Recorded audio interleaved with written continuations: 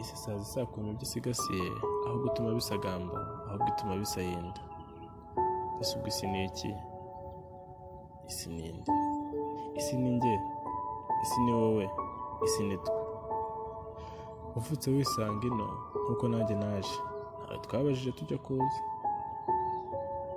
Ese kurambiwe kare urugendo rugikomeje kandi ruracyari rurerure? Icyo ushoboye ni ukwirirwa uvuga wivuga ibigwi bidashinga, nyamara bareba neza babona ubugwirirana. Uravuga cyane ngo bakubone, igitangaje ni uko baguseka bakakubona nk'umusazi, nyamara wiyita umusizi. Gusiga si ukuvuga gusa, ahubwo ni imirimo itarimo uburiganya. Umwanzi wanjye ni njye ubwanjye, ibyishimo byanjye ni amarira y'abandi, agahinda kabo ni umunezero wanjye. Intwaro yanjye ni uburakari n'umujinya. Ese ibyo mbiratira abandi?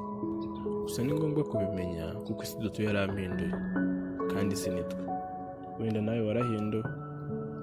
Ntuzigere urenganyiriza umuntu kugenda mu nkweto nabi kandi utari wazambara. Guseka si icyemeza ko utuje, ahubwo guseka hari igihe biba ari ukurenzaho, kugira ngo ingano y'ibibazo ufite itakugora kuyigarura igihe yagoranye.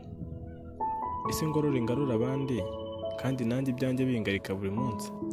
Yari poete Eric, umusizi usiga udasiganuza, ahubwo usiga usigiye abasigaye ibisigo bidasobanura ahubwo bisobanukiwe ababisomye bose kuko byisobanura.